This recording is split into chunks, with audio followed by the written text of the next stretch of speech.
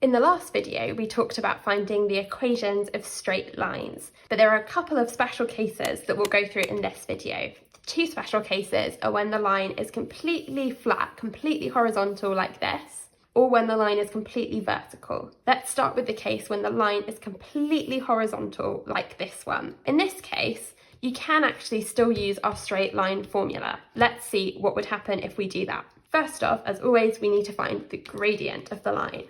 To find the gradient, we pick a nice point, so a point that is on the line and on the corners of the grid. So let's say I pick this point. I go across one to the right, and I count how many up or down I have to go to meet the line. In this case, I'm still on the line. I haven't moved up or down. So our gradient is 0. If you've seen my previous videos on gradients, we have our man Bob on a journey on our line. Bob isn't going anywhere here. He's not going up into the world of positivity or into the depths of negativity. He's just remaining flat, constant, m equals 0. So the gradient 0, what is the y-intercept? For the y-intercept, we look at where the line cuts across the y-axis. So if we look up the y-axis, it cuts it here. That's where y equals 3. Okay, let's put it into our line formula. So we have y equals m, which is 0, x plus our c, which is 3. 0, lots of something, is just 0, it's nothing. So we can just completely ignore this bit. 0x means nothing to us. 0 plus 3, it's just the 3. So y is just 3. I could say plus 3, but plus 3 is the same as just 3. So our line equation is just y equals 3. We have no x in it because the x just disappears with that 0. Now, this is kind of interesting because we talked in the last video about our line equation being sort of an instruction, a recipe for our line. Say I pick this point here. The coordinates of this point are 4, 3. If I pick another point on the line, let's pick this one. The coordinates are -1, 3.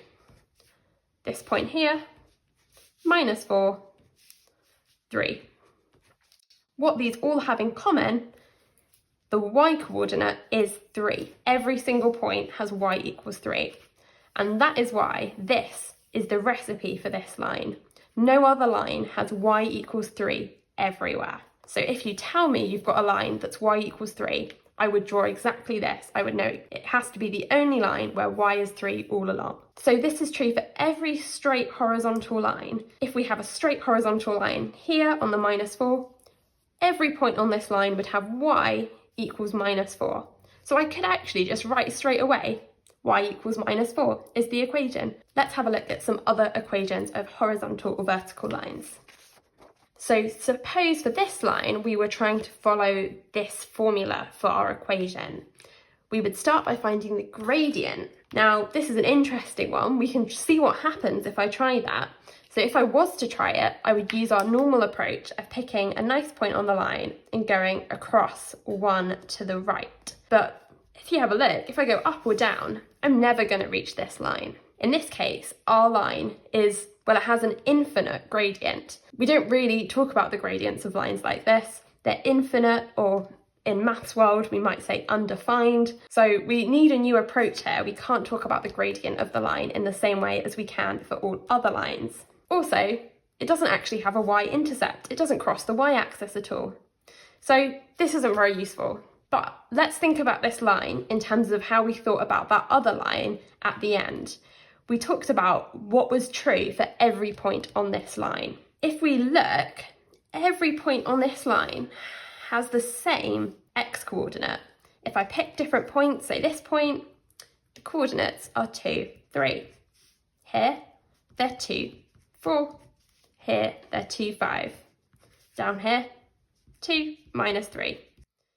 The x coordinate is always 2 everywhere on this line. So we can actually just write down the equation of the line straight away. Everywhere on this line, x equals 2. That is the equation of this line. If you tell me you've got a line where x equals 2, then I know that every point must have x coordinate 2, and that's the only possible option for our line. This example here, we have a flat line here. I'm thinking, okay, this is an unusual case because normally when we're finding equations of lines, they've got a bit of a slope somewhere along the line. What is the same about every point on this line? Well, I mean, I can write down some coordinates, but maybe you can see everywhere on this line, the y coordinate is -4. So I can just write y equals -4 as our line equation. What about over here? Every point on this line, well, have a think. Can you pause the video and have a quick think about what this line equation should be? Every point on this line is going to have x coordinate -1. Every point has x coordinate -1. So our equation is just x equals -1. Particularly when it's a vertical line, you don't want to be thinking about this line equation. You just want to be looking at it and thinking, what is true for every point? Now, one thing to be really careful about, there's a slight risk of mixing up x and y here, because notice we have a vertical line and people often think, oh, a vertical line, it should be y, because the y-axis is vertical. The x-axis is horizontal. So sometimes people see a vertical line and they see the -1 and they're like, okay, the y-axis is vertical, so this should be a y. And then they put y equals -1 here. But that wouldn't be true. You've got to think what is true for every point, and don't get confused by the y-axis being this way, so this should be a y. No, think what is true for every point, and what is true for every point is that x, the x-axis, x is -1 for all of these, so we write x equals -1. Confusing those letters is what happens a lot, so be really careful about that. But now you should be well equipped to find the equation of any straight line. Thanks for watching. I hope you enjoyed this video. If you want to see more aesthetic mathsy videos, do check out my channel and subscribe.